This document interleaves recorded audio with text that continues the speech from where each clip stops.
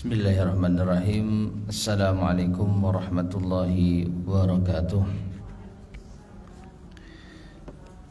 Innal hamdalillah nahmaduhu wa nasta'inuhu wa nastaghfiruh wa na'udzu billahi min shururi anfusina wa min sayyiati a'malina.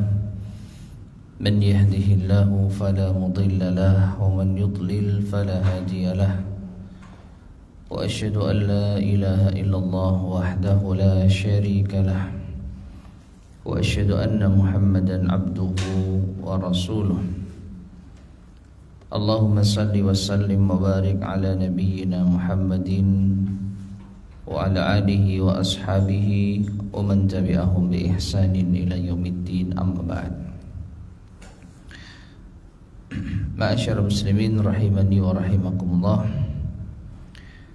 Alhamdulillah, pada pagi hari ini kita bisa melanjutkan kembali kajian kita membahas kitab Taisirul Karimir Rahman fi Tafsiri Kalamil Mannan yang disusun oleh Syekh Abdul Rahman Ibn Nasir As-Sa'di rahimahullahu ta'ala, dan melanjutkan pembahasan ayat yang ke-33 sampai 55. Sekarang kita masuk pada ayat yang ke-40. Ayat yang ke-40. Allah berfirman, Qala rabbi anna yakunu li ghulamu wa qad balagani al-kibaru wa imra'ati aqir. Zakaria berkata, wahai Tuhanku, bagaimana mungkin aku bisa memiliki anak sedangkan aku sudah sangat tua dan istriku mandul. Berkata al-mu'allif rahimahullah, fahadhani ma'ni'ani, maka ini adalah dua hal yang menghalangi seseorang memiliki anak. Yaitu apa?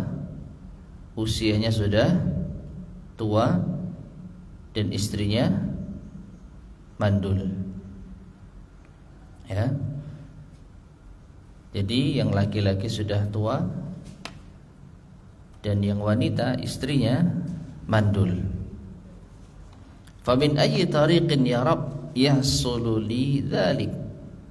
Seakan-akan Zakaria berkata, dari jalan mana ya Allah, wahai Tuhanku, aku bisa mendapatkan anak seperti itu? Ma'ama yunafi dzalik, karena ada hal yang menghalanginya. Qala kadzalika Allahu yaf'alu ma yasha. Maka Allah berfirman, demikianlah Allah melakukan apa yang Ia kehendaki. Fa innahu kama iqtadat hikmatuhu, maka sebagaimana berlaku hikmah Allah, jiryanal umuri bi asbabihal ma'rufah, berjalannya urusan-urusan itu dengan sebab-sebab yang diketahui. Ya. Fa innahu qad yakhruqu dzalik, maka terkadang itu keluar dari hal yang dijangkau nalar manusia. Maknanya begini, ya, hikmah Allah itu menuntut adanya sebab dan akibat yang bisa kita nalar,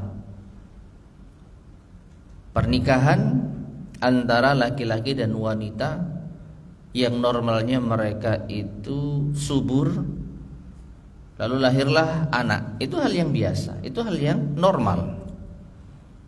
Ini yang dimaksud dengan sebab-sebab yang sudah diketahui. Tetapi ketika ada kondisi yang tidak normal, ada kondisi yang tidak ideal, laki-lakinya sudah tua, perempuannya mandul, maka hal semacam ini menurut nalar manusia, ya nggak mungkin punya apa? Anak. Ya, nggak mungkin punya anak. Nalar manusia. Maka Allah Subhanahu Wa Taala sebagaimana memberlakukan sebab-sebab yang diketahui dan masuk akal, maka terkadang Allah Subhanahu Wa Taala juga berkehendak untuk melakukan sesuatu yang menurut manusia tidak masuk akal. Kenapa? Li'annahul fa'alu lima yurid. Karena dia Allah Maha melakukan sesuatu sesuai dengan kehendaknya. Artinya kalau Allah sudah berkehendak, hal yang tidak masuk akal, hal yang di luar nalar, itu bisa saja terjadi. Alladzi qad inqadatil asbabu liqudratih. Karena Allah Maha melakukan apapun yang Ia kehendaki, maka segala sebab-sebab itu tunduk pada kekuasaan Allah. Sebab yang menjadikan orang punya anak, normalnya mereka berdua subur. Tapi kalau enggak subur, ya, ada yang mandul apalagi, maka yang normal tidak akan memiliki anak. Tapi Allah menundukkan, yaitu sebab-sebab yang normal, sehingga dalam kondisi tidak normal pun bisa terjadi sesuai dengan kehendak Allah Subhanahu wa taala. Wa nafadat fiha masyiatuhu wa iradatuhu, dan kehendak Allah pun berlaku di sini. Pokoknya apa yang Allah kehendaki pasti terjadi. Fala yata'assa ala qudratihi syai'un minal asbab, maka tidak ada sesuatu sebab pun yang bisa menyalahi kehendak Allah, kekuasaan Allah. Ya, waqad balagatil fil quwwati ma balagat, meskipun telah mencapai kekuatan sampai pada tingkat tertentu. Artinya apa? Dari segi medis katakanlah, dokter yang paling ahli, ya, yang paling berpengalaman memvonis nggak mungkin punya anak. Kenapa?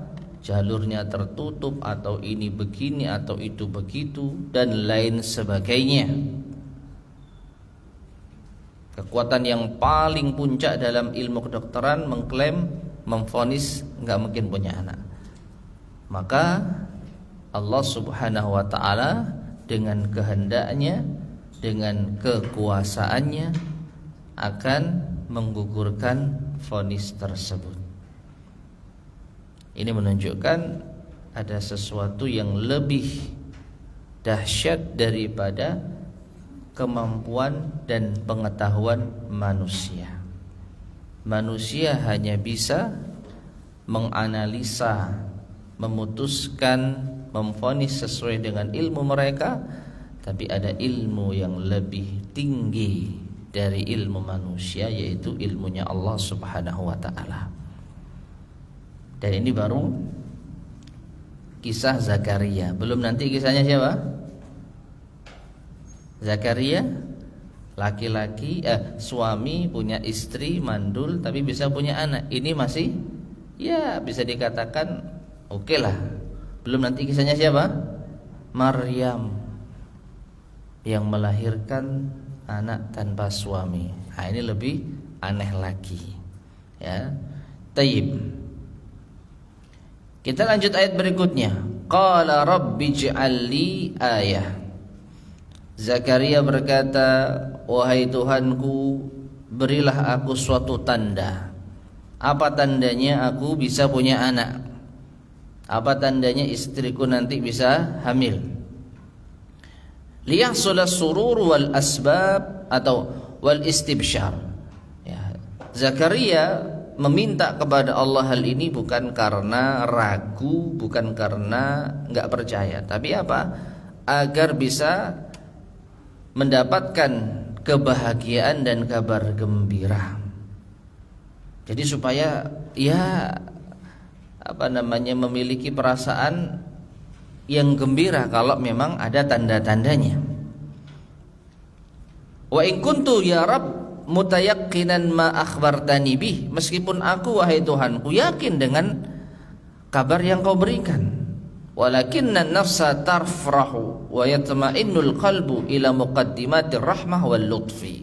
Tetapi jiwa ini akan bahagia, hati ini akan tenang kalau tahu hal-hal yang menjadi muqaddimah, pendahuluan datangnya rahmat dan kelembutan Allah Subhanahu wa taala.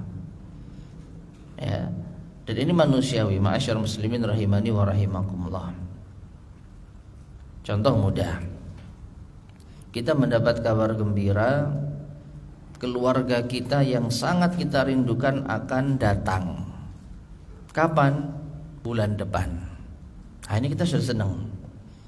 Ya, sudah senang. Tapi kita ingin memastikan kesenangan tersebut dengan tanda-tanda yang bisa kita lihat. Contoh apa? Ya, benar tak datang? Insya Allah datang. Ya sudah. Ya. Mana tiketnya? Begitu tiketnya di share, ini tambah senang kita. Oh, berarti beneran ini. Ya. Beda dengan apa? Kita hanya sekedar mendengarkan berita tapi belum mendapatkan info pendahuluan.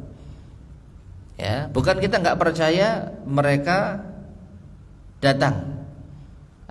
Tapi kita lebih senang kalau sudah ada kepastian. Ya, demikian pula jamaah umroh gitu kan. Sudah dikasih tahu jadwalnya berangkat pekan depan. Tapi begitu belum keluar visanya atau belum keluar tiketnya, ya masih agak sedikit benar nggak nih? Benar nggak nih? Insya Allah benar, jadwalnya sudah ada. Ya, tapi begitu dikasih, ini loh visanya, ini loh tiketnya, lebih tenang. Nah, Zakaria bukan tidak percaya Allah Subhanahu wa taala menghendaki ia punya anak. Ya, bukan tidak percaya, dia yakin, tapi dia minta tandanya apa ya Allah? Apa tanda kalau aku benar-benar akan memiliki anak? Ya. Qala, maka Allah berfirman, qala ayatuka alla tukalliman nas salasata ayyamin illa ramza. Ya.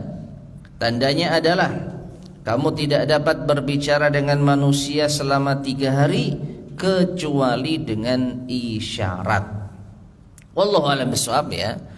Jadi tiba-tiba Zakaria itu kesulitan untuk berbicara dengan orang lain kecuali dengan apa? Isyarat. Wa fi hadhil muddah, dan di dalam periode ini, dalam waktu 3 hari tidak bisa bicara tadi, uzkur rabbaka katsira wasabbih bil asyi wal ibkar. Berzikirlah, menyebut nama Tuhanmu yang banyak, dan bertasbihlah di pagi dan petang, atau di petang dan pagi hari. Nah, awalun nahar wa akhir, yaitu di awal hari dan di petang hari, di akhir hari. Famuni'a minal kalami fi hadhil muddah, maka Zakaria terhalang tidak bisa berbicara dalam periode waktu ini. Fi hadhihi fakana fi hada munasabatun li husulil walad min baini syekhil kabir wal mar'atil aqir. Maka ini adalah kondisi yang sesuai untuk didapatkannya seorang anak antara laki-laki yang sudah tua renta dan wanita yang mandul. Ya. Allahu a'lam bishawab.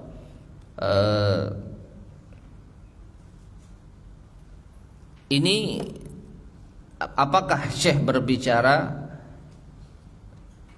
mengambil pelajaran dari kisah Nabi Zakaria sebagai upaya kalau ingin punya anak dalam keadaan seperti ini boleh mencoba, yaitu apa yang terjadi pada Nabi Zakaria alaihissalam. Karena beliau mengatakan fakana fi hada munasabatun li husulil walad. Hal ini sesuai untuk didapatkannya anak. Ya, tapi Allah alam bishawab, apakah ini ada pengaruhnya dari segi medis ya? Apakah kalau laki-laki nggak bicara 3 hari ini bisa mempengaruhi air maninya ya? Apakah berpengaruh atau tidak, Allah alam. Namun yang jelas Allah Subhanahu wa taala memberikan tanda Nabi Zakaria tidak bisa bicara 3 hari. Ya. Wa kaunuhu la yaqdiru ala mukhatabatil adamiyyin wa lisanuhu muntaliqun bi dzikrillah wa tasbihihi ayatun ukhra. Perhatikan di sini. Saya mengatakan kondisi Nabi Zakaria tidak mampu berbicara dengan manusia, sedangkan lisannya lancar untuk berzikir dan bertasbih memuji Allah, itu adalah tanda lainnya. Tanda lainnya. Artinya apa? Allah Subhanahu wa taala menjadikan 2 tanda akan anugerah yang akan diterima oleh Nabi Zakaria memiliki anak. Tanda yang pertama, tidak bisa bicara dengan manusia. Ya, tanda yang kedua, kalau zikir bisa. Ya. Kalau zikir bisa. Kalau seandainya tidak bisa bicara dengan manusia plus tidak bisa berzikir, maka ini mungkin ya ada kesalahan teknis di dalam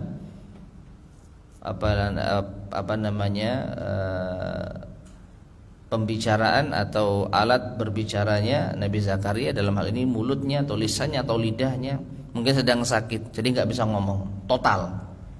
Mungkin ini hal yang biasa. Seperti kita dalam kondisi tertentu nggak bisa ngomong. Kenapa? Rahangnya sedang sakit, ya, lidahnya sedang bengkak atau apa, sama sekali nggak bisa ngomong, termasuk zikir, ya kan? Maka ini mungkin hal yang normal. Tapi ketika nggak bisa bicara dengan manusia, tapi bisa berzikir dengan lancar, ini berarti istimewa. Ini memang benar-benar mukjizat. Ya. 6. Maka ini adalah tanda yang lainnya. Fahina idin hasala lahul farah wal istibsyar wa syukrullah. Maka saat Nabi Zakaria mengalami masa itu, dia nggak bisa ngomong dengan orang, tapi ketika zikir lancar, maka dia perbanyak zikirnya, maka terjadilah atau dia pun mendapatkan atau meraih bahagia dan kabar gembira dan syukur kepada Allah. Wa aktsara min adz-dzikri wat tasbih bil 'asyaya wal abkar, hingga akhirnya beliau pun memperbanyak zikir dan tasbih di sore hari dan di pagi hari, pagi dan petang. Nah, jadi ma'asyar muslimin rahimani wa rahimakumullah, akhirnya Nabi Zakaria mendapatkan tanda kabar gembira tersebut, itu terjadi pada beliau. Wa kana hadzal mauludu min barakati Maryam binti Imran ala Zakaria. Dan kalau kita perhatikan, anak yang nanti akan didapatkan oleh Nabi Zakaria, anak yang akan didapatkan oleh Nabi Zakaria itu diantara keberkahan dari Maryam binti Imran terhadap Nabi Zakaria. Ya. Fa inna ma manna Allah bihi 'alaiha min dzalika rizqil hani alladhi yahsulu bighairi hisab. Karena apa yang Allah berikan anugerah yaitu kepadanya dari rizki yang baik ini, yang didapatkan tanpa hisab, tanpa batas. Dzakarahu wa hayyajahu ala tadarrui wassual. Itu mengingatkan Zakaria dan memotivasinya untuk merendah dan meminta kepada Allah. Ya. Jadi yang memotivasi Nabi Zakaria untuk merendah dan meminta kepada Allah saat ia bertemu dengan siapa? Maryam. Dalam keadaan rajin ibadah, tapi rezeki datang tanpa disangka-sangka. Kok bisa? Nah itu. Maka Maryam mengatakan minta kepada Allah. Baru Nabi Zakaria sadar. Sadar. Ya. Nah, dengan kesadaran itulah pada akhirnya Nabi Zakaria tunduk merendah di hadapan Allah, berdoa kepada Allah. Barulah Allah berikan kabar gembira tersebut.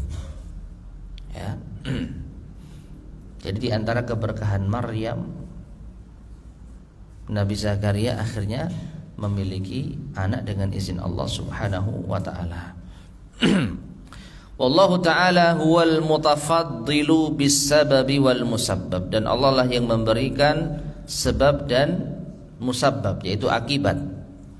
Walakinnahu yuqaddiru umuran mahbubatan ala yadi man yuhibbuhu liyarfa'allahu bihi qadrahu wa yu'azzima ajrahu. Ya. Dan demikianlah Allah mentakdirkan perkara-perkara yang dicintai kepada hamba atau melalui hamba yang dicintainya, agar Allah angkat derajatnya dan Allah besarkan pahalanya. Ya. Jadi terkadang Allah Subhanahu wa taala memberikan sesuatu yang dicintai oleh hambanya melalui hamba yang lain.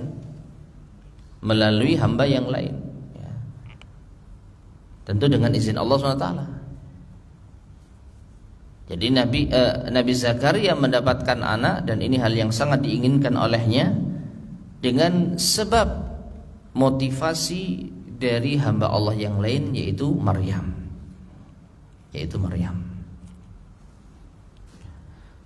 Kemudian summa ada ta'ala ila dzikri Maryam. Setelah itu Allah kembali menyebutkan tentang Maryam. Wa annaha balagat fil ibadati wal kamali mablaghan aziman. Dan Maryam telah mencapai dalam ibadahnya itu tingkatan yang sangat tinggi, sempurna, dengan pencapaian yang sangat besar.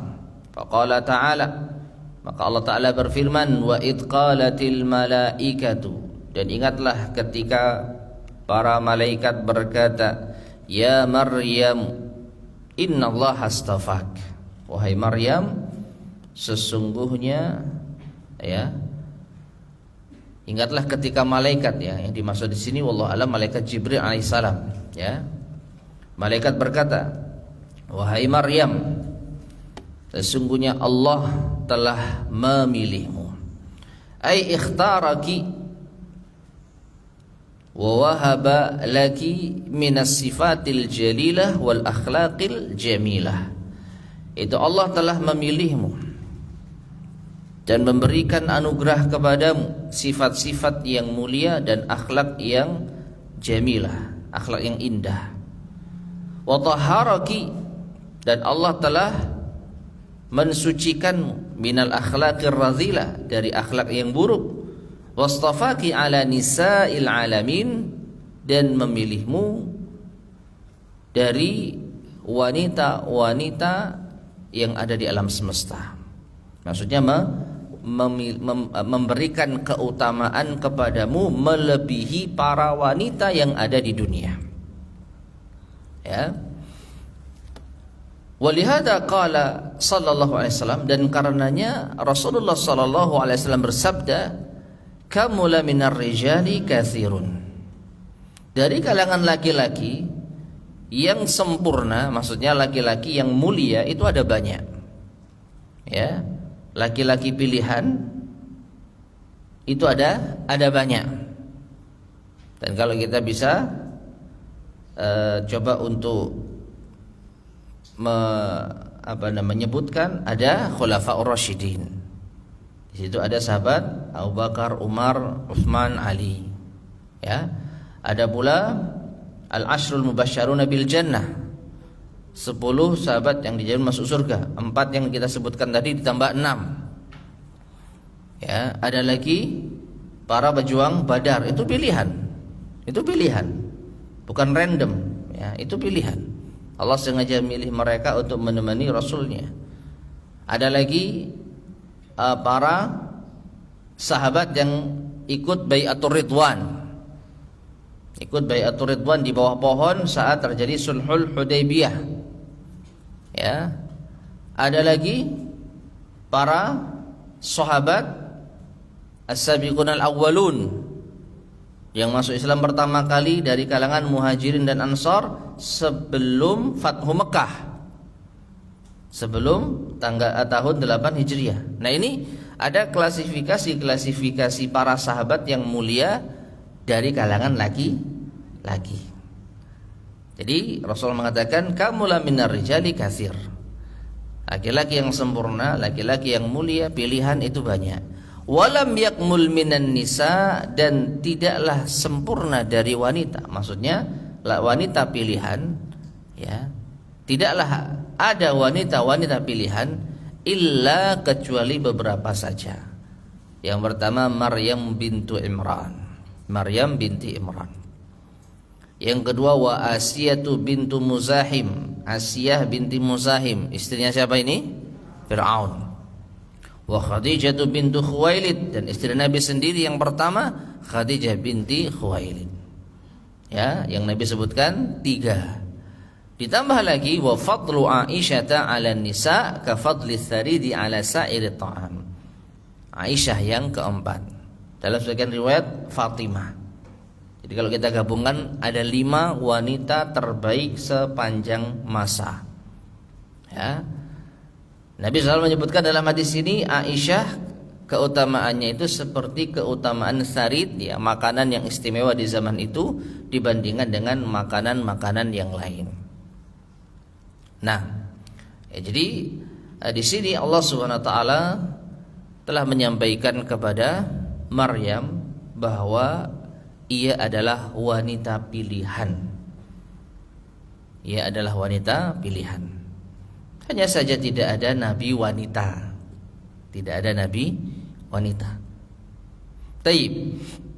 Kemudian fanadathal malaikatu an amrillahi laha bidzalik.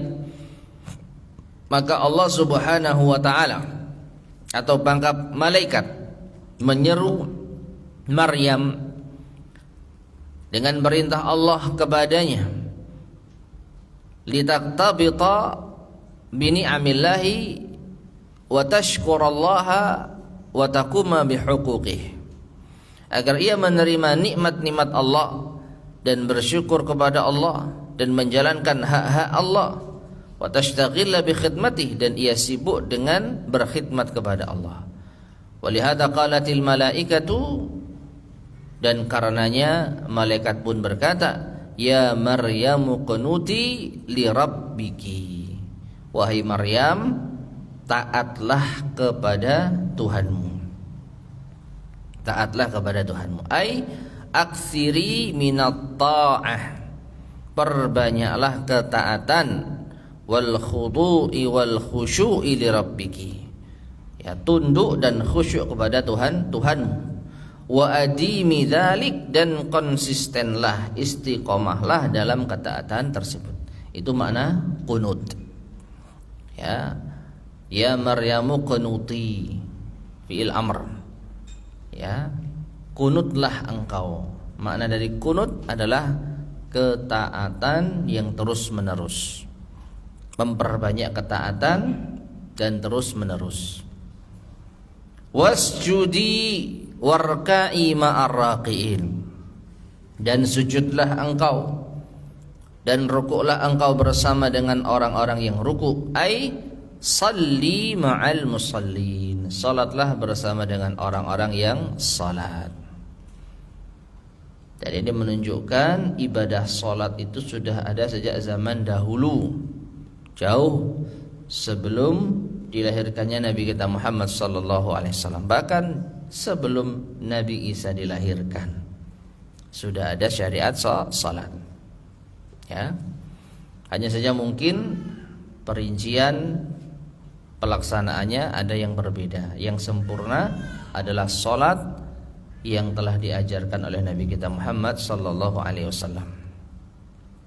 Faqawat bi kulli ma umirat bihi wa barazat wa faqat fi kamaliha. Maka Maryam pun menjalankan apa yang diperintahkan kepadanya, dan dia nampak baik di dalam menjalankannya, sehingga mulialah dia di dalam kesempurnaannya. Ia meraih tingkatan yang tinggi di dalam kesempurnaan menjalankan ibadahnya. Kemudian walamma kanat hadhihi al-qissatu wa ghairuha min akbaril adillati ala risalati Muhammadin sallallahu alaihi wasallam. Dan tatkala kisah ini dan selainnya ya, banyak di dalam surat Al-Baqarah kisah Bani Israel ya. Jadi selain kisah Maryam ini dan kisah-kisah yang lain, min akbaril adillah, di antara dalil terbesar ala risalati Muhammadin sallallahu alaihi wasallam, atas diutusnya risalah yang dibawa oleh Nabi kita Muhammad sallallahu alaihi wasallam, haitsu akhbara biha mufassalatan muhaqqaqatan la ziyada fiha wala naqsa, di mana Rasulullah sallallahu alaihi wasallam mengabarkan kisah ini secara rinci, secara valid ya, otentik, tidak ada tambahan dan pengurangan di dalamnya. Wa madzalika, dan tidaklah hal itu terjadi li'annahu wahyun minallah, karena memang ini wahyu dari Allah. Al-Aziz Al-Hakim, yang maha mulia lagi maha bijaksana. La bita'allumin minan nas, Nabi tidak mempelajarinya dari manusia. Ya. Qala ta'ala, Allah Ta'ala berfirman, dzalika min amba'il ghaibi nuhihi ilaik wa ma kunta ladaihim id yulquna aqlamahum ayyuhum yakfulu Maryam. Yang demikian itu adalah sebagian dari berita gaib yang kami wahyukan kepadamu wahai Muhammad, padahal kamu tidak hadir bersama mereka tatkala mereka melemparkan anak-anak panah mereka untuk mengundi siapa di antara mereka yang akan mengasuh Maryam. Ya. Taib. Jadi ma'asyar muslimin rahimani wa rahimakumullah, di tengah-tengah kisah Ali Imran, kisah anak keturunan Imran, kisah Nabi Zakaria, kisah Maryam, maka di sini Allah Subhanahu wa taala menyisipkan pesan kepada nabi kita. Ya, dan ingat sekali lagi, Allah Subhanahu wa taala ketika menyebutkan kisah-kisah ini, maka ini ditujukan kepada nabi kita Muhammad SAW sebagai validasi bahwa beliau benar-benar utusan Allah, karena tahu kisah ini tanpa belajar dari seorang pun.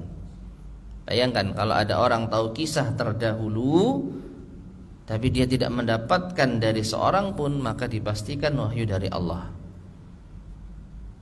Ya, dipastikan wahyu dari Allah. Namun tentu di masa-masa yang memungkinkan adanya kenabian. Tapi setelah wafatnya Nabi kita Muhammad SAW, maka tidak ada nabi setelahnya. Ya, dan tidak ada wahyu yang diturunkan kepada seorang pun. Nah, jadi kisah Bani Israel Allah sampaikan kepada Rasulullah SAW, tujuannya diantaranya apa? Untuk meyakinkan umat bahwa beliau benar-benar utusan Allah, karena tahu kisah tersebut. Ya. Dan ini sudah panjang lebar kita bahas dalam surat Al-Baqarah. Betapa banyak kisah-kisah Bani Israel yang diungkap oleh Nabi kita Muhammad SAW, yang membuat mereka sebenarnya takjub. Kok bisa tahu Muhammad ini? Padahal ini kisah bangsa kita. Ya. Maka jawabannya jelas, Nabi tahu, karena beliau adalah utusan Allah. Tinggal kalian beriman enggak nih? Ya, sudah tahu kalau beliau itu mengetahui kisah-kisah bangsa kalian dengan benar, tepat, valid, otentik, tapi kalian tetap tidak mau beriman. Maka demikian pula dengan kisah keluarga Imran, kisah Nabi Zakaria, kisah ibunda Maryam. Allah mengatakan kepada Nabi kita, engkau tidak hadir bersama mereka. Tapi inilah yang Allah beritakan kepada beliau sallallahu alaihi wasallam. Taib, sekarang kita masuk kepada bagaimana mereka bersengketa di dalam mengasuh Maryam. Haitsu ja'at biha ummuha, di mana datang ibunya. Ibunya siapa ini? Maryam. Ibunya Maryam. Fakhtasamu ayyuhum yakfuluha. Mereka bersengketa siapa yang berhak untuk mengasuhnya. Lalu kenapa enggak diasuh Imran? Sudah meninggal dunia. Kemarin sudah kita sebutkan, Maryam itu lahir dalam kondisi yatim. Maryam lahir dalam kondisi yatim. Ya, diawali dengan nazar ibunya. Ibunya bernazar kalau punya anak nanti akan berkhidmat di Baitul Maqdis. Harapannya anak apa? Laki-laki. Ternyata Allah kasih anak perempuan dan Allah tetap menerima nazarnya. Hanya saja Maryam lahir dalam keadaan yatim, maka tidak ada ayah yang merawatnya. Maka ibunya pun mendatangi kaumnya. Siapa kira-kira yang berhak mengasuhnya? Li'annaha bintu imamihim wa muqaddamihim. Karena Maryam ini adalah putri dari imam mereka. Jadi Imran ini orang saleh, imam, tokoh, ya, pemuka mereka. Maka Maryam mendatangi kaumnya karena kedudukan suaminya di mata kaumnya. Ini anak tokoh kalian loh, gitu ya. Wa kulluhum yuridul khaira wal ajra minallah, dan masing-masing mereka kaumnya ingin mendapatkan kehormatan itu. Merasa bangga kalau bisa mengasuh putri dari pemimpin kaumnya, sehingga mereka ingin kebaikan dan pahala di sisi Allah. Hatta wasalat bihimul khusumah, sampai-sampai ini menjadi pertikaian, terjadi sengketa. Ila an iqtara'u 'alaiha, hingga akhirnya memaksa mereka untuk mengundi. Karena enggak ada yang mau ngalah, ya.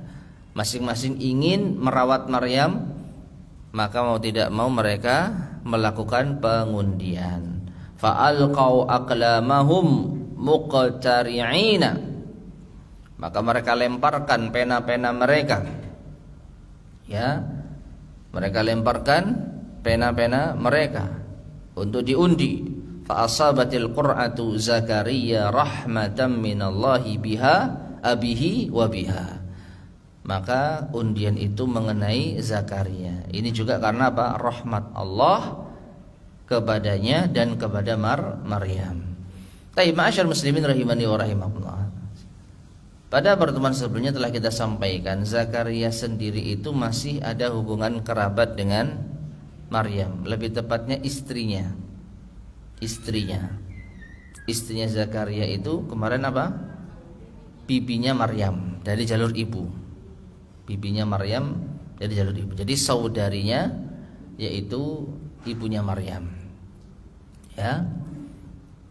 Dan ternyata tidak otomatis Zakaria ini bisa mengasuh Maryam. Harus berebut dulu dengan kaumnya. Ya. Dan pada akhirnya perebutan itu diakhiri dengan undian. Karena kalau sudah mentok tidak bisa lagi dibagi, tidak bisa lagi ditentukan dengan cara normal, maka diundi. Dan ternyata undian itu jatuh pada Zakaria. Maka ini adalah rahmat Allah kepada Zakaria dan juga kepada Maryam. Ya, Maryam akhirnya tumbuh dengan baik atas pengasuhan Zakaria, Nabi Allah. Dan Zakaria juga mendapatkan keberkahan dengan mengasuh Maryam. Akhirnya punya apa? Anak Yahya. Jadi simbiosis mutualisme. Ya. dengan rahmat Allah Subhanahu wa taala. Nah, kemudian fa anta ayyuhar rasul. Nah, seakan-akan Allah Subhanahu wa taala mengatakan kepada Nabi kita Muhammad SAW, maka engkau wahai Rasulullah, wahai Muhammad, lam tahdur tilkal halata. Engkau tidak hadir saat kondisi itu. Lita'rifaha wa taqussaha 'alan nas. Agar engkau mengetahui dan engkau bisa mengkisahkan pada manusia. Ya, kalau hadir lalu cerita itu normal. Saya tahu waktu itu karena saya ada di sana. Gimana orang-orang rebutan untuk mengasuh Maryam, akhirnya mereka mengundi, akhirnya undian jatuh pada Zakaria. Saya lihat sendiri kok. Nah, ini biasa. Tapi Nabi kita Muhammad SAW nggak ada saat itu. Ya, tapi engkau bisa menceritakannya kepada manusia. Wa innamallahu nabba'aka biha, karena Allah yang memberitahukan kepadamu. Karena Allah yang menceritakan, memberitakan kepadamu. Wa hadha huwal maqsudul a'zam min siyaqil qasas, dan ini maksud terpenting di dalam pencantuman kisah ini. Ya. Jadi ma'asyar muslimin rahimani wa rahimakumullah, kembali lagi, kisah-kisah yang Allah sebutkan di dalam Al-Quran itu bukan hanya sekedar dongeng semata, kisah unik, kisah legenda tanpa ada tujuan utama, tanpa ada misi penting. Misi pentingnya apa? Umat ini percaya dengan Nabi kita Muhammad sallallahu alaihi wasallam sehingga mau menerima agama yang beliau bawa, sehingga mereka bisa menjalankan perintah Allah, menjauhi larangan Allah. Dengan demikian mereka akan bahagia dunia akhirat. Itu misi utamanya. Ya, jadi sebagai validasi bagaimana mereka percaya Nabi kita ini utusan Allah, Allah lah yang menceritakan kisah-kisah terdahulu.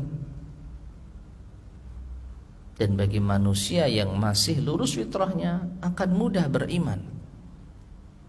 Ya, akan mudah beriman. Terlebih khusus mereka keturunan Nabi yang mereka agungkan, seperti Bani Israel. Baik itu Nabi Musa dengan kisah-kisah Bani Israelnya, maupun orang-orang Nasrani dari kisah Nabi Isa. Wallahu a'lam bishawab. Saya yakin orang-orang Nasara betul-betul mengetahui kisah ini, kisah Ali Imran.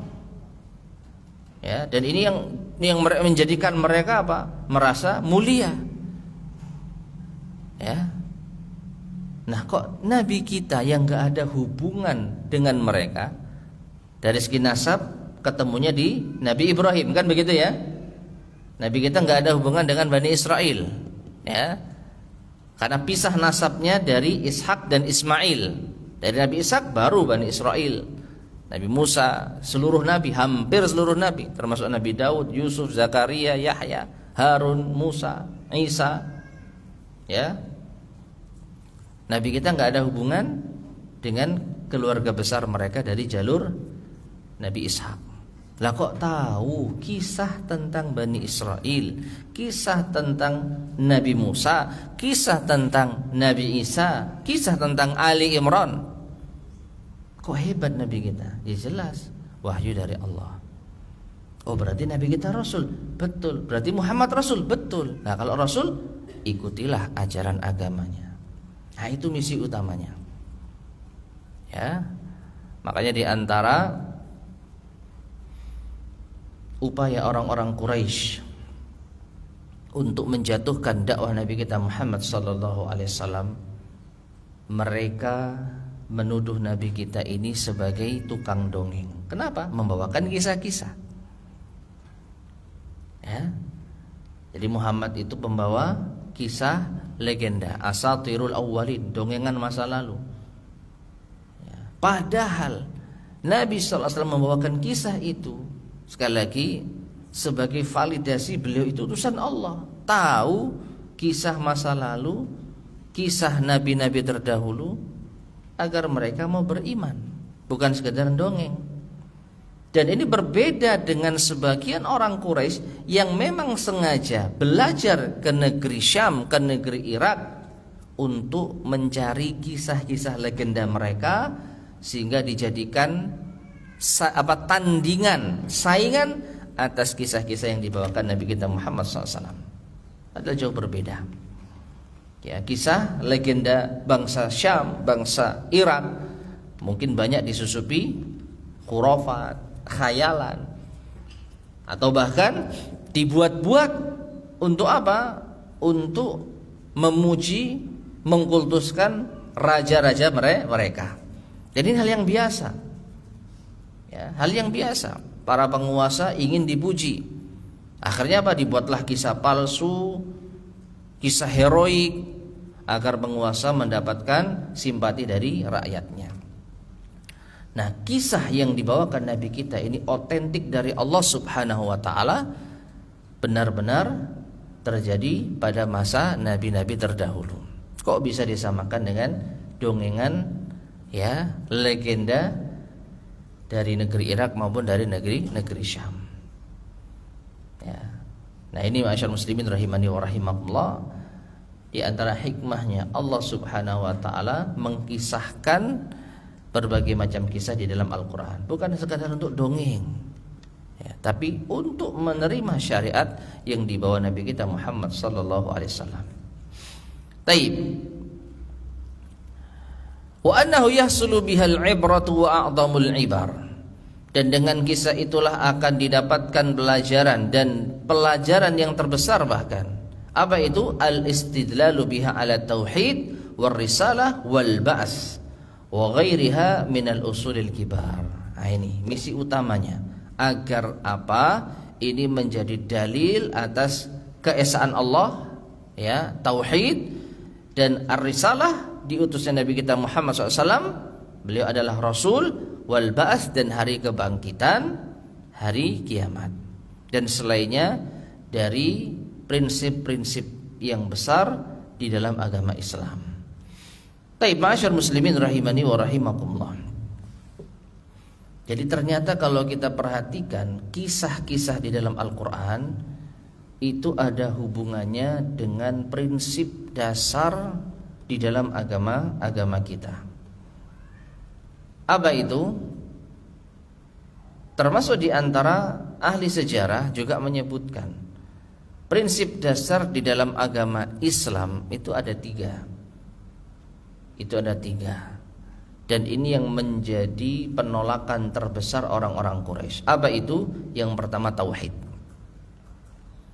Orang-orang Quraisy, orang-orang musyrik menolak konsep tauhid, karena mereka pelaku kesyirikan. Mereka menjadikan selain Allah sebagai perantara untuk beribadah kepada Allah. Ya. Aja'alal alihata ilahan wahidah. Kata mereka, apakah ia Muhammad ingin menjadikan Tuhan-Tuhan yang banyak itu hanya satu Tuhan saja? Ini hal yang mengherankan. Maka tauhid itu misi atau prinsip dasar yang pertama yang ditolak oleh orang-orang Quraisy secara umum. Yang kedua adalah ar-risalah, kerasulan atau kenabian. Mereka menolak bahwa Nabi kita Muhammad sallallahu alaihi wasallam adalah seorang rasul utusan Allah, dengan berbagai macam syubhat. Ya, banyak syubhatnya kalau kita lihat sejarah orang-orang Quraisy. Ada yang mengatakan tidak pantas manusia jadi nabi. Ya, tidak pantas, nggak mungkin nabi itu dari kalangan manusia. Mereka inginnya nabi dari kalangan malaikat. Ya. Nah, ini juga dibantah oleh para ulama kita. Atau ada juga mengatakan nggak pantas Muhammad ini menjadi seorang nabi. Kalaupun manusia, ya harusnya bukan Muhammad yang jadi nabi. Mereka punya tokoh yang lebih apa? Lebih mulia menurut mereka. Ya, di antaranya orang Quraisy itu punya tokoh yang namanya Al-Mughirah ibn Syu'bah. Seakan-akan itu lebih pantas jadi nabi. Maka mereka menolak risalah dari Nabi kita Muhammad SAW. Dan prinsip dasar ketiga yang ditolak oleh orang-orang Quraisy adalah al-ba'ts. Apa itu? adanya hari kebangkitan. Menurut mereka tidak masuk akal orang kalau sudah mati bisa bangkit kembali. Menurut mereka. Nah, 3 prinsip dasar yang dibawa oleh Nabi kita Muhammad SAW ini ditolak mentah-mentah. Nah, bagaimana agar mereka menerima 3 prinsip dasar ini? Maka mau tidak mau Allah harus membuktikan bahwa Nabi kita benar-benar utusan Allah. Di antaranya dengan membekali kisah-kisah terdahulu. Ya. Di antara dengan membekali kisah-kisah terdahulu. Orang-orang Quraisy. Perhatikan, orang-orang Quraisy itu menghormati Bani Israel. Menghormati orang-orang Yahudi. Ya. Dalam sirah Nabawiyah disebutkan, ketika orang-orang Quraisy sudah mentok tidak bisa membantah dakwahnya Nabi Muhammad SAW, pada akhirnya mereka mendatangi orang-orang Yahudi di kota Madinah. Ini belum hijrah loh ya. Nabi belum hijrah. Nabi masih berada di Mekah, sibuk dengan dakwah tauhid, dakwah tentang kerasulan dan dakwah tentang kebangkitan. Ya, orang-orang Quraisy sudah mentok, tidak bisa ini dibantah. Akhirnya mereka mendatangi orang-orang Yahudi yang ada di kota Madinah, minta advice, arahan. Kira-kira bagaimana ini? Maka orang Yahudi di awal-awal fair. Kalau dia Rasul, buktikan dengan menjawab pertanyaan ini. Nah, dikasih pertanyaan, ujian. Ini menunjukkan orang-orang Quraisy menghormati orang-orang Yahudi, meyakini orang Yahudi ini umat pilihan. Nah, benang merahnya apa jamaah sekalian? Kalau sekiranya orang-orang Yahudi ini mengakui Nabi kita Muhammad SAW sebagai utusan Allah, maka bisa jadi orang-orang Quraisy juga akan ikut. Ya, wah, orang-orang Yahudi bangsa terpilih masuk Islam. Wah, berarti ini benar nih. Ya. Nah, gimana supaya orang-orang Yahudi ini menerima Nabi kita Muhammad SAW? Dibekalilah Nabi kita dengan kisah Bani Israel dalam surat Al-Baqarah dan surat-surat yang lain. Bisa dipahami alurnya? Ya. Jadi semua saling berkaitan. Ya. Allah membekali Nabi kita dengan kisah-kisah untuk Bani Israel. Karena Bani Israel saat itu, orang Yahudi saat itu, ditambah lagi orang Nasara. Nanti ketika Nabi berdakwah ke Habasyah, ya, Habasyah. Maksudnya ketika Nabi SAW berinteraksi dengan orang-orang Nasrani, ya, Raja Habasyah, ya, tentang Nabi Isa disinggung itu. Dan raja itu meyakini benar ya bahwa ajaran yang dibawa oleh Muhammad tidak bergeser sedikit pun dengan apa yang ada dalam kitab kami. Itu menurut pengakuan dari Raja Habasyah, ya. Siapa? Najasyi. Nah, Raja Najasyi. Nah, ya.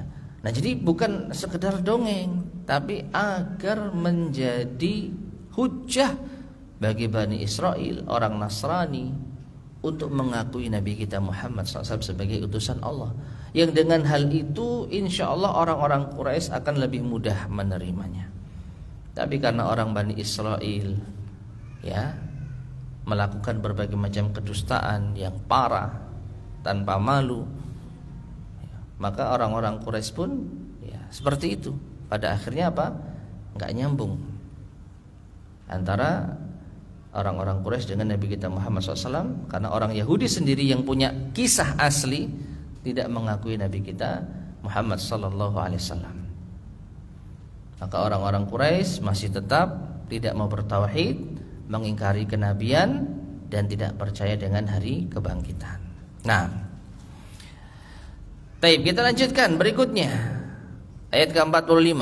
Idz qalatil malaikatu ya Maryamu innallaha yubashshiruki bikalimatin minhul masihu Isa ibn Maryam wajiha fid dunya wal akhirah wa minal muqarrabin. Ingatlah ketika malaikat berkata, wahai Maryam, sesungguhnya Allah memberikanmu kabar gembira, yaitu dengan kalimat darinya. Ya, perhatikan, Allah berikan kabar gembira Maryam dengan kalimat darinya. Apa yang dimaksud di sini? Ucapan Allah untuk menciptakan Nabi Isa dengan kata kun. Ya. Jadi bi kalimati minhu itu adalah Nabi Isa yang tercipta karena Allah mengatakan kun. Ismuhul Masihu Isa bin Maryam wajihan, sebagai orang yang terpandang fid dunya wal akhirah, di dunia dan di akhirat. Wa minal muqarrabin, dan dia termasuk orang-orang yang didekatkan. Ailahul wajahatu wal jahul azimu fid dunya wal akhirah indal khalq. Ya, Nabi Isa bin Maryam memiliki kedudukan, bahkan kedudukan yang sangat besar di dunia dan di akhirat di sisi makhluk. Maksudnya dia dihormati oleh makhluk baik di dunia maupun di akhirat. Wa ma dzalika fa huwa indallahi minal muqarrabin. Dan di sisi lain Nabi Isa di sisi Allah termasuk di antara orang-orang yang didekatkan. Alladzina hum aqrabul khalaiqi ila Allah. Ia merupakan makhluk yang paling dekat dengan Allah, wa a'lahum darajatan, dan yang paling tinggi derajatnya. Wa hadhihi bisyaratun la yushbihuha syai'un minal bisyarat. Maka kabar gembira ini tidaklah menyerupai kabar gembira yang lainnya. Ya. Jadi kabar gembira dengan Nabi Isa ini kabar gembira yang luar biasa, melebihi kabar-kabar yang lainnya. Wa min tamami hadhil bisyarah, dan di antara kesempurnaan kabar gembira ini, annahu yukallimun nasa fil mahdi, bahwasanya ia, itu Nabi Isa yang masih bayi, itu bisa berbicara fil mahdi, saat ia berada di buayan ibunya. Fayakunu taklimuhu ayatan min ayatillah. Maka Nabi Isa di saat bayi masih bisa berbicara, ini di antara tanda-tanda kekuasaan Allah pula. Rahmatan minhu bi ummihi wa bil khalqi, sebagai rahmat dari Allah terhadap ibunya dan terhadap manusia lainnya. Wa kadzalika yukallimuhum kahla, demikian pula Nabi Isa bisa berbicara kepada manusia di saat dewasa. Ai fi hali kuhulatin, yaitu ketika Nabi Isa dewasa. Wa fi hadza taklimun nubuwati wad da'wati wal irsyad, maka ini adalah kondisi Nabi Isa berbicara sebagai nabi, berdakwah dan memberi petunjuk kepada umat. Naam.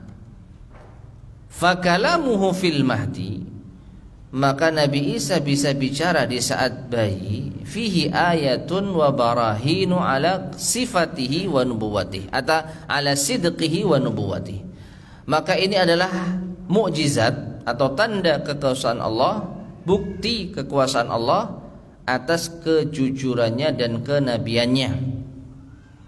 Wa bara'atu ummihi mimma yudhannu biha minadh-dhununi sayyi'ah. Demikian pula untuk melepaskan ibunya dari dugaan, tuduhan yang keji, yang buruk. Ya. Maryam sebagaimana kita ketahui tidak memiliki suami, karena memang ia sibuk beribadah sebagaimana nazar ibunya. Ya. Nah, dalam kondisi tidak memiliki suami, kok mengandung, kok hamil, maka sebagian kaumnya menuduh Maryam wanita kotor. Maka setelah Maryam melahirkan bayinya, maka orang-orang tidak bisa membantah ketika bayi itu bisa bicara. Ketika bayi itu membantah tuduhan manusia kalau ibunya itu wanita kotor. Ya. Jadi bayi ini apa? Bersaksi bahwa ibunya wanita suci. Loh, ada bayi bisa bicara, maka ini bayi istimewa. Berarti ibunya wanita istimewa. Enggak mungkin Allah Subhanahu wa taala menjadikan wanita kotor memiliki anak yang istimewa. Itu logika sederhana. Ya, itu logika sederhana. Ya. Nah, jadi Nabi Isa saat bayi bisa bicara itu untuk menunjukkan bahwa beliau kelak akan menjadi nabi. 6. Wa kalamuhu fi kuhulatihi, dan Nabi Isa berbicara di saat ia dewasa, fihi naf'uhul azimu lil khalq, maka ini bermanfaat yang sangat besar kepada makhluk. Wa kaunuhu wasitatan bainahum wa baina rabbihim, sehingga ia bisa menjadi perantara antara mereka dengan Tuhan mereka. Sebagaimana tugas Rasul, ya, menyampaikan risalah dari Allah Subhanahu wa taala kepada manusia. Maka Nabi Isa bisa berbicara di saat dewasa ya untuk berdakwah, manfaatnya untuk umat manusia. Ya. Wa kaunuhu wasitatan bainahum wa baina rabbihim fi wahyihi wa tablighi dinihi wa syar'ihi, sehingga Nabi Isa menjadi perantara antara kaumnya dengan Tuhannya di dalam menyampaikan wahyu, menyampaikan agama dan syariatnya. Wa ma'adzalika fahuwa minas salihin, dan bersamaan dengan itu Nabi Isa termasuk di antara orang-orang saleh. Ya, alladzina aslahallahu qulubahum, yaitu Allah yang memperbaiki hatinya, bima'rifatihi, dengan mengenal Allah, wa hubbihi, mencintainya, wa alsinatahum, dan Allah juga memperbaiki lisan-lisan mereka, ya, lisannya orang-orang saleh di antara Nabi Isa, bisana'i alaihi, dengan memuji Allah, wa zikrihi, mengingat Allah, wa jawarihahum, dan Allah juga memperbaiki anggota badan orang-orang saleh, bi ta'atihi wa khidmatihi, dengan mentaati Allah dan berkhidmat kepadanya. Tayyib, ma'asyar muslimin rahimani wa rahimakumullah. Jadi Allah Subhanahu wa taala mentakdirkan Maryam akan memiliki seorang anak yang istimewa, yang anak ini bisa bicara di saat masih bayi untuk membebaskan tuduhan keji dari ibunya dan untuk menegaskan bahwa beliau adalah utusan Allah. Dan Nabi Isa juga bisa berbicara di saat dewasa sebagai nabi untuk berdakwah, menyampaikan wahyu Allah Subhanahu wa taala. Dan Nabi Isa sendiri di sisi lain merupakan orang yang saleh, sehingga pantas untuk menjadi suri tauladan, selaras antara apa yang disampaikan dan yang diamalkan. Ya. Wallahu ta'ala alam bissawab. Taib, ma'asyar muslimin rahimani wa rahimakumullah. Berikutnya kita akan lanjutkan pada kesempatan yang akan datang bagaimana Maryam mengalami kondisi yang sama dengan Zakaria dalam hal mustahil punya apa? Anak. Ya, tadi diawali Nabi Zakaria juga merasa, bagaimana mungkin saya punya anak? Ya, saya sudah tua renta, istri saya mandul. Maka Allah Subhanahu wa taala ya melakukan sesuatu yang tidak mungkin. Bisa melakukan sesuatu yang mustahil menurut manusia. Demikian pula dengan Maryam yang insyaallah pembahasannya akan kita lanjut pada pertemuan berikutnya biidznillah subhanahu wa ta'ala. Wallahu ta'ala alam shawab. Ini yang bisa kita sampaikan pada pertemuan di pagi hari ini. Mudah-mudahan bermanfaat. Kurang lebihnya saya mohon maaf. Sebelum kita akhiri, mungkin ada yang disampaikan. Tafadhol, silakan.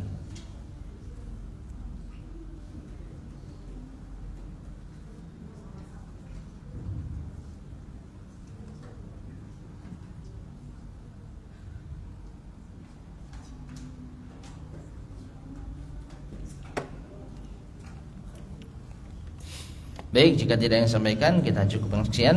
Mudah-mudahan bermanfaat. Kurang lebihnya saya mohon maaf. Kita akhiri. Subhanakallahumma bihamdika asyhadu an la ilaha illa anta astaghfiruka wa atubu ilaik. Walhamdulillahirabbil alamin. Assalamualaikum warahmatullahi wabarakatuh.